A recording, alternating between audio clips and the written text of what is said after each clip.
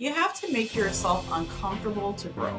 And it's finding the right mentors, the right coaches, investing into knowledge to learn and grow that we can really create something from that. Welcome to Spur Equity's Spur Your Wealth podcast, your ultimate guide to passive income through real estate investing. Join us as we together discover the secrets of building wealth one passive investment at a time. From expert insights to inspiring success stories, this podcast will inspire you and empower you to take control of your family's financial future so you can live life on your own terms. Okay, welcome everyone to Spur Equity's Spur Your Wealth podcast. My name is Rav Singh, and I'll be your host for today. As always, on our podcast, we aim to bring successful investors and CRE experts to share their secrets and journey so we can benefit from their experiences.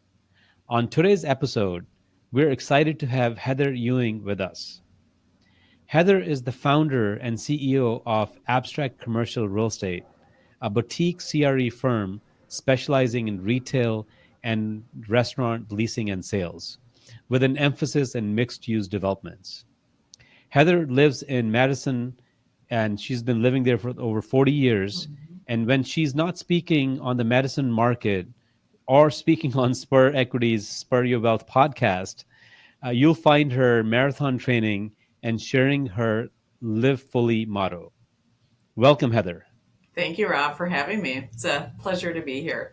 Yes, thank you. Yeah. So, Heather, I know we are short on time today. I just want to get into your background. Tell us a bit about, your background and how you got started in commercial real estate. And then I would love for you to get into more on what Live Fully motto means to you. Yeah, definitely. So the two paths are kind of intertwined, and this is the interesting thing of I went to college and ended up with 2 business degrees because I didn't know what I wanted. And I ended up working in operations for about 11 years, which provided a really nice backbone for commercial real estate.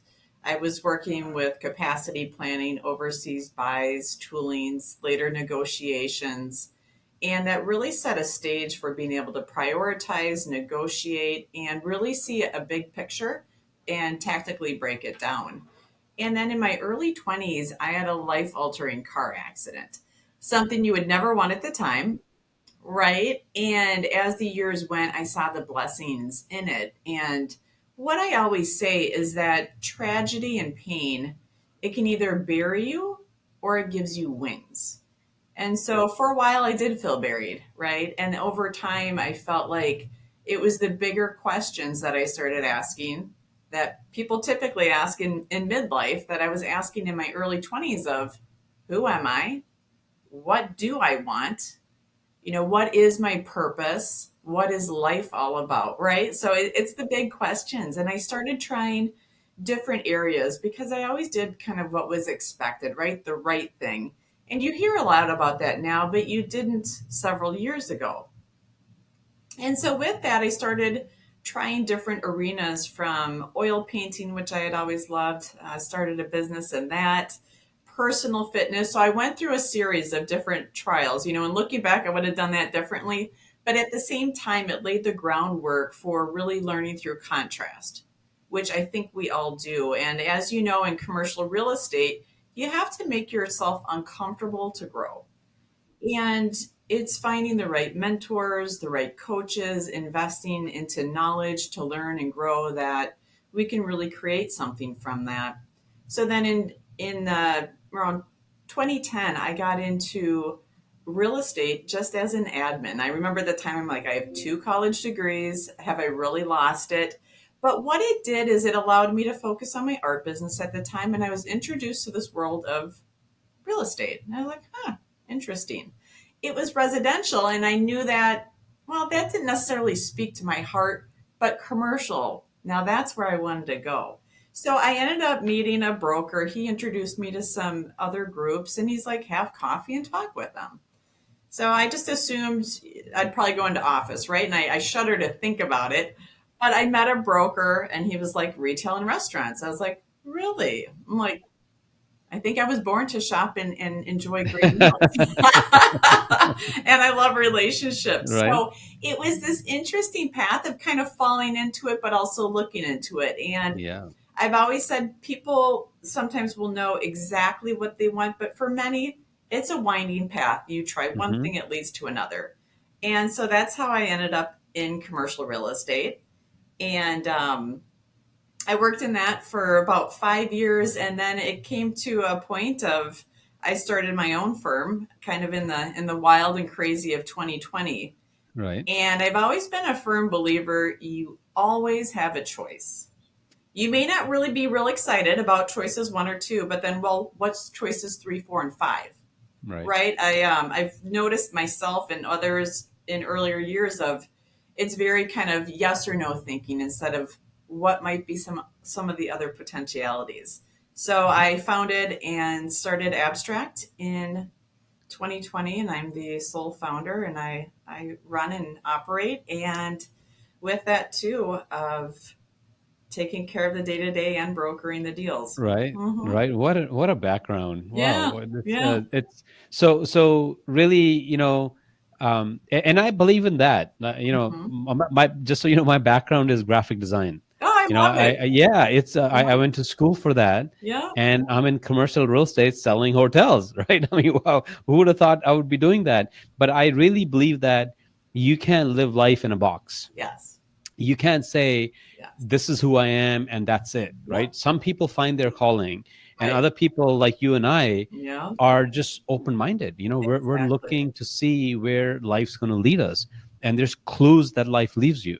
And Yes. I feel like you were in that journey and you found those clues, Hmm. and here you are, and who knows what's going to happen in the future, right? Right. But that's the open mind, that's the entrepreneurship spirit that people need to have Hmm. in order to live like that. And I Right. feel like that's what you've done. So that's great. So you are now a CRE professional. You focus on leasing and sales, Hmm. and in your market in Madison, or are you looking at other markets? Tell us a little bit about your market itself. Sure. So, believe it or not, I'm born and raised in the Madison, Wisconsin area. So, I've been here 50 years, which is hard to imagine. I love to travel, but the nice thing about it is I know Madison and Dane County inside and out. And I know the lineage, I know the history of it. The interesting thing is, I've lived in the downtown for the past 10 years. And with marathon training, I have literally ran thousands and thousands of miles through the streets. And I enjoy it, but I check in on properties. I also look at different lots of like, I wonder, that's looking pretty tired. I bet we could sell that, put it into a new mixed use development, higher best use, that type of thing. So my mind is always going, and like yourself, I have a very artistic side, and I think it ties in beautifully to commercial real estate, especially retail, restaurants, hospitality, because it's a very creative. And I think it's also that the layered nuances that really provide a rich property and the storytelling and bringing it to life versus a flat, here's the number, here's the square footage, not that your return isn't great, but it adds another dimensionality. So I am pretty tightly focused currently That's on great. Madison. No, that's Hmm. and I believe like you should have you should have a focus, and Right. you should have a trade area. Yep. And if you know the market, and as you said, for the last 50 years you've been in that market, Hmm. and you have a skill set, right? I mean, you're Right. leasing or restaurants being a focus. I mean, you marry both of those together, you're really probably one of the best in the area, for that. So I commend you for that. Thank you. So while you're doing that, tell us about the CCIM coursework that you started taking. Sure. Why did you take that? Did it help you as having those credentials? Mhm. Just tell us a little bit about that. Definitely. Like yourself, I love learning. I have a Mhm. growth mindset, and I like to continue to up level. And so in 2020 is when I got mine as well. So as you can imagine, that was quite a wild time of starting my firm, finishing up my different coursework, taking the exams, things of that nature. And I think anytime you provide a really solid base with numbers, with knowledge, and then you add that to the real world experience, I think that's a really a dynamic duo. And with that, I haven't. done investing myself, but I've pulled the different people together and I'm working towards that. So I have the steps, I have the equity group. It's not out there yet, but I'm creating my team for that. Also, I love referring people, connecting. And like you said, it's the due diligence, and I'd rather spend the time up front and manage it on the back end versus rushing in and then you have a mess. So something, that I've really realized in life is do your homework up front. It's going to save you a lot of time, and time is our most valuable resource. Agreed. And Agreed. Yeah. so right after that is, everything else. Yeah, I love that. I think you said it. Education, that growth mindset is so important to have, and then also good luck with putting your group together, because I think that's really an extension. We have so much knowledge that we've gained from our experiences while doing these assignments and working with other people. I think a natural fit is to now take it to the next step. And so you're already thinking about that. I love when agents come to me and they're basically just saying, how did you start this and that? I'm like, you start by just starting. There's no magic pill. You can't just there's nothing. And start maybe small, and that's okay, but start, because there's so many people that just keep on analyzing and analyzing and analyzing, and it's hard for them to take the next step. So congrats on thinking that you're putting this group together and you're going to be working on it, because you're going to have a wonderful time. I think it's not about just making money, as I said earlier.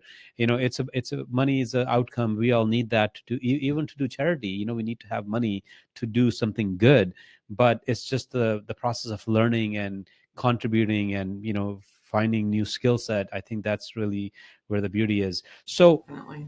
let's go back to your marathon days. I mean, I see you on LinkedIn. I see you running all the time.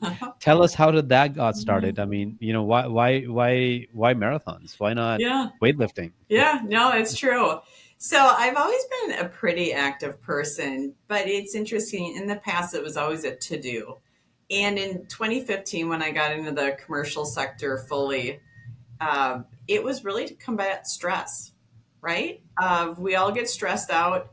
Life had taught me earlier you can have good stress habits or you can have stress habits that don't help you and rather hinder. And so I started running, and over time, the miles added up more. In the years prior, I was in karate, kickboxing, hot yoga, rappelling, right? So all these different things. But what I loved about running, it was the ease of it. And when I say ease, I mean you can walk out your door and you can get a great workout in 30 minutes. You don't have to drive a 2 hour class, an hour class. So, from that sense, it tied in really nice. And I've always been a big proponent of networking. And so you could easily fit it in different ways that you couldn't other exercises. And so for that, I like the flexibility of it. Okay, good. So do you have a goal every year that you want to run so many marathons, or Yeah, yeah. yeah? So earlier, I raced 25 half marathons. And yes, yeah, I pushed myself. So in about half of them, I was in the top three for my age group. So it was something I really, kind of like yourself. You like to know where are your limits as a person, and you like to channel all of that into commercial real estate because both are longer term, and it's a relationship running with yourself, but also of helping other people find healthy outlets. And in 2019, my brother and his wife, they're like, Heather, you want to run New York with us? And I was like, oh, it had been 17 years since I ran my first marathon in my late 20s, and I hated it. So it's interesting, right? Of this is where the power of mindset comes in. Of just I'm a different person now, right? Fast forward many years later, and I ran New York, and that really opened things up about challenging old beliefs that I had, things I thought I couldn't do, this, that, and the other thing. And that's also what spurred starting and founding Abstract. And now I'm running the Abbott World Majors, which is Chicago, New York, Boston, London, Berlin, Tokyo. So, yeah, yeah. And we only have Tokyo left. So we're targeting that for 26. And I finally reached a big goal of running the Boston Marathon, which I did earlier this year. So you have to fire on all cylinders. It took, even cleaner eating, nutrition, all those other things, different types of workouts to get there. But definitely a So crowning moment. So so commendable, so thank you. commendable. I really love it. Thank you. I think people, like everybody should have these type of goals in Yes. life, Yeah. and for you to not just have a goal but to be achieving it Thank is you. even it's really Yeah. wonderful. And not only that, it's good for health and all that, but just having that positive energy flowing through you, knowing that you're accomplishing what you've started. I think that's a big deal. Thank you. And so that's great. Have you made good lifelong friends who are running besides you? I Yeah. mean, Yeah. tell us about how are you networking with them, or Definitely. are you doing business with them? Tell us a little bit about that. Yep. Yeah. So a lot of the marathon running ties in beautifully with commercial real estate. The mindset, the consistency, the discipline, getting up when you've fallen down. I mean, I missed qualifying in the London Marathon for Boston by like 30 seconds. I had a PR, but and it was just like, oh, so then I did time qualify for it in Paris, but I went to Paris. I didn't know anyone. And I figured, and this is just how I am over the years of, I think in commercial real estate, you have to make yourself uncomfortable to grow. And it's whether it's different sales calls, whether it's canvassing in the early days and all of these different networking events and continually upgrading your thoughts and your habits and things. But I've met some great contractors, commercial lenders, things like that through run groups. Also, when I travel to the different CCIM events, some of the other networking, people have connected with me through that. So it's really created some lifelong friendships, fostered family friendships. And I think one of the things I really love about the training, I'm a big advocate of just move. You don't have to marathon train, but just do something, is that it helps you to step up your career. In commercial real estate, there's always going to be things that we find daunting, but by breaking it down, just like I do my marathons, you work towards your goal. Sometimes you're going to hit it, sometimes you're going to come short, and you learn, what can I do differently? What can I learn, let go of? And it's really helpful because I chair two boards. I'm on a Uh-huh. third board. I run my firm. Oh boy. I'm brokering deals. I'm training for Yeah. marathons. So it's a very well executed plan, which I go back to the days of operations. Uh-huh. Where's the bottleneck? Here's the Yeah. big picture, break it down. That's great. I Yeah, love that. I really love yeah. that mentality. I wish we had more time. We'll definitely want to bring you back Yes. on our podcast and, just sort of learn from you on just in life in general. But I guess what would be a piece of advice that you would give to a younger yourself starting out, perhaps in commercial real estate? What's one piece of advice that you would give to other brokers like that? I would say to break it down and to ask the right questions, because the question you ask is going to direct the answer you receive. Hmm. So I would say, what would it take to blank, right? Whether it's get into commercial real estate, whether Yeah. it's to level up and get your CCIM designation and learn more and be able to provide at that level. Maybe it's starting your own firm. Maybe it's investing in that first property, or maybe it's you've crossed the 100 million mark. Right. So asking the right questions is going to dictate your answer. Yeah, I really like that a lot. Yeah. How would somebody get to contact you? I mean, if people have questions and they want to learn from you more, how can they reach out to you? On LinkedIn, Heather Ewing is perfect. If you want to follow the marathon journeys, I do chronicle them on my Uh-huh. personal Facebook. So, Okay, yeah. awesome, awesome. That's great. I think we met in on LinkedIn, and wonderful to meet you, and look forward to having you again on our show. But that's all the time that we have today. So I do really want to thank you for coming to our podcast. For our guests, thank you for tuning in to another episode of Spur Equity's Spur Your Wealth podcast. Again, my name is Rav Singh, and I'm with Spur Equity. Remember, as always, your journey to financial freedom starts with knowledge and action, where knowledge is power, but action is superpower. So until next time, Happy investing. Thank you so much, Rob. Thank you for joining us on this episode of Spur Your Wealth podcast. We hope you enjoyed the valuable insights and inspiration. Don't forget to subscribe to our podcast and stay updated on future episodes filled with actionable tips and strategies. If you want more information about our investment projects, visit us at spurequity.com. If you have an inspiring story to share and would like to be a guest on our podcast, email us at podcast@spurequity.com. Until next time, happy investing.